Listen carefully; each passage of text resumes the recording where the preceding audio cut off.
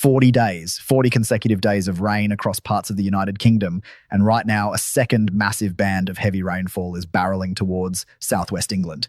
But here is what nobody is talking about. By Friday, temperatures could plunge 8 degrees below average. We are looking at a dramatic pattern shift that will affect every single person watching this. So if you live anywhere in the United Kingdom, do not click away, because in the next few minutes, I am going to break down exactly when the rain hits your area, when the cold arrives, and most importantly, when you finally get a break from all of this. And stay with me until the 5-minute mark, because that is where I reveal what the models are showing for the second half of February. And trust me, it is not what you expect.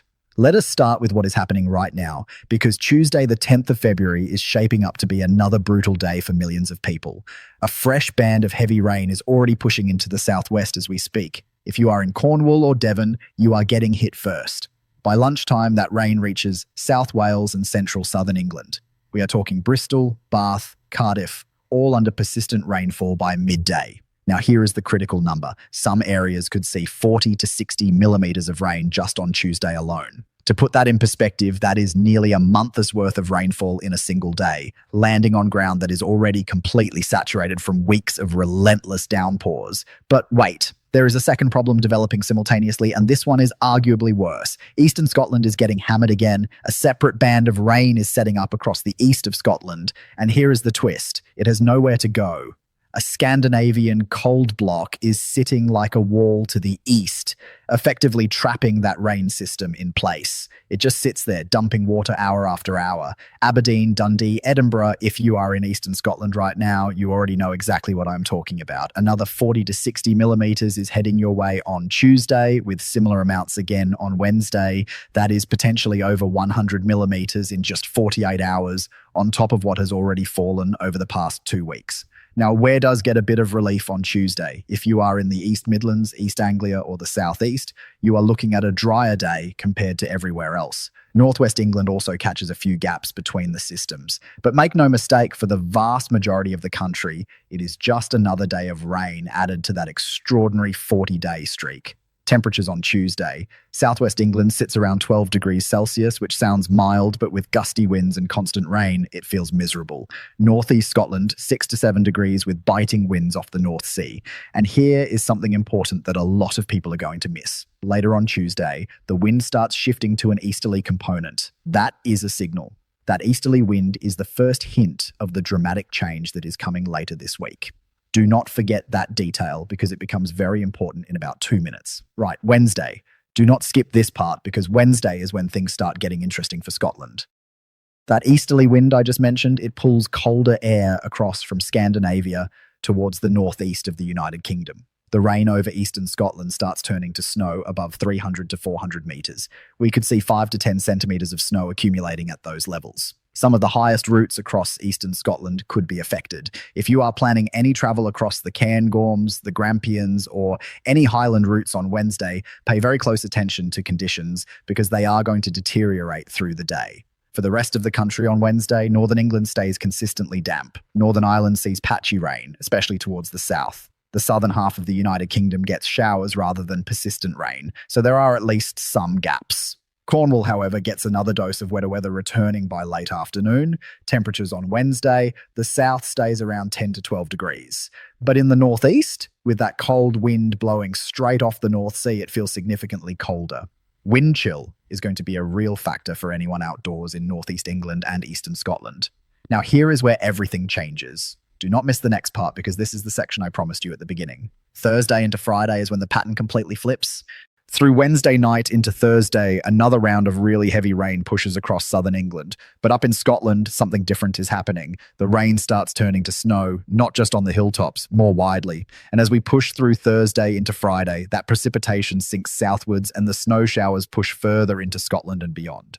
By Friday, the cold air properly arrives for everyone. Let me give you the city-by-city breakdown, because this is what you need to plan around. London, which has been sitting at 10 to 12 degrees all week, drops to 4 or 5 degrees on Friday. That is a swing of 6 to 7 degrees in the space of about 24 hours.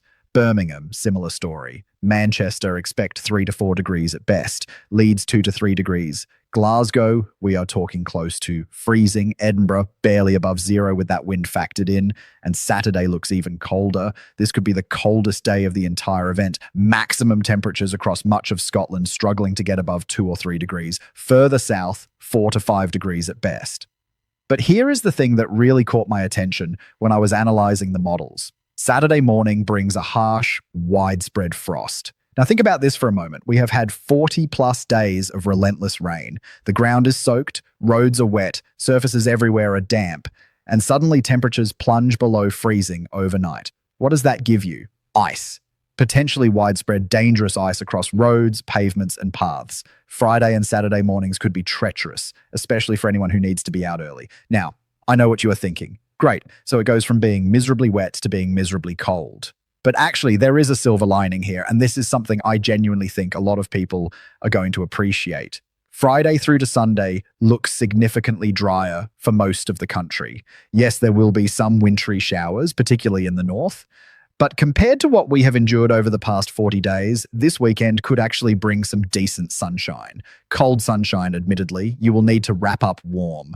But sunshine nonetheless. After 6 weeks of grey, overcast, relentless rain, that is going to feel like a gift. Let me quickly summarize the timing for you because I know that is what matters most. Tuesday, 10th of February. Heavy rain across the southwest, reaching central, southern England and South Wales by lunchtime. Persistent rain across eastern Scotland all day. 40 to 60 millimetres possible. Wednesday, 11th. Rain continues across Scotland, turning to snow above 300 to 400 metres. Showers across the south with some gaps. Thursday 12th, heavy rain across southern England overnight into the morning. Rain turning to snow more widely across Scotland. The transition day. Friday 13th, cold air arrives properly for everyone. Temperatures drop sharply. Wintry showers, mainly in the north. First significant frost, Saturday 14th, coldest day. Harsh frost overnight into the morning. Ice risk widespread, dry and sunny for many, but bitterly cold. 2 to 5 degrees maximum. Sunday 15th, slightly milder but still cold, still well below average. Possible weather front approaching from the Atlantic. Now, what happens after the weekend? This is the 5-minute reveal I promised you, and it is genuinely fascinating. The models are showing a real battle developing for the second half of February. The cold air mass sitting to our north and northeast is still powerful, but it is starting to lose its grip. Meanwhile, milder Atlantic air to our south is trying to push northwards. What this creates is a constant tug of war. The jet stream is tracking further south than usual, which allows cold air to keep dipping down into the United Kingdom. But it is also more active, which means weather systems move through faster. What does that mean in practical terms? It means we are unlikely to see another 40-day stretch of slow-moving, relentless rain parked over the same areas. That is the good news. Weather systems should move through more quickly. But on the other hand, when cold air clashes with milder air, it can produce some quite intense low-pressure systems. So while the rain might not be as persistent, individual storms could actually be more severe. For northern areas, Scotland especially, the models are suggesting cold and wintry conditions could stick around on and off for the next 1 to 2 weeks. There is genuine potential for accumulating snow, particularly over higher ground, but possibly more widely at times. For southern areas, it looks like milder air wins out more often, but still below average, still chilly. And with the jet stream positioned where it is, there is always the risk of a cold snap pushing south again. The long-range models, both the Global Forecast System and the European Centre, are actually showing something remarkable towards late February. There are signs of what meteorologists call a polar plunge, a significant northerly wind pattern that could drag very cold Arctic air right down across the United Kingdom. Now, this is still 2 weeks out, so confidence is lower, but it is showing up consistently across multiple model runs, which gives it more credibility. If it does materialize, late February could see some of the coldest conditions we have experienced this winter, 8 to 10 degrees below average in the upper atmosphere. That is properly cold air. However, and this is the important caveat, we are getting to the time of year where these cold spells, even when they arrive, tend not to last as long. The sun is getting stronger, daylight hours are increasing, the cold air masses themselves are starting to lose their intensity compared to what they would deliver in December or January. So even if we do get a significant cold snap in late February, it is unlikely to be prolonged. A few days of sharp cold, possibly some snow, and then the Atlantic influence reasserts itself. Think of it as the last hurrah of winter. The cold air is still there, but spring is starting to fight back. This battle between winter and spring typically plays out from now through to late March, and it is exactly what we are seeing in the models. So to pull it all together, the next 48 hours, more rain, more misery for the usual areas. Southwest England, South Wales, Eastern Scotland, you know the drill by now. Wednesday into Thursday, the transition begins. Colder air arrives from the north and east, snow over the Scottish hills. Friday through Sunday, a proper cold snap. The coldest weather many areas have seen in weeks. Frost and ice risks, but also drier and sunnier for most. Then into next week, the Atlantic returns, but in a colder, more unsettled pattern. And beyond that, the models hint at potentially even colder conditions towards the end of February. Now, here is what I need from you. Drop a comment below telling me where you are watching from. Your city, your town, your region. I read every single comment, and I will do my best to give you a specific outlook for your area in the replies and in future videos.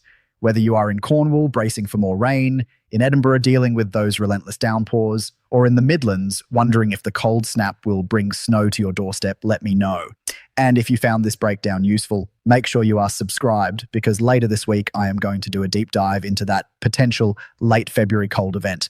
The models are starting to show some really interesting signals, and if it plays out the way some of the runs are suggesting, we could be looking at the most significant cold spell since early January. That is coming in the next video, so make sure you do not miss it. Stay safe out there this week. Watch out for surface water on the roads over the next couple of days, and start preparing now for that temperature drop on Friday. Dig out the winter coat, check your pipes are lagged, and if you have elderly neighbours, maybe give them a knock later in the week to make sure they are ready for the cold. This one is going to be a sharp change, but we will get through.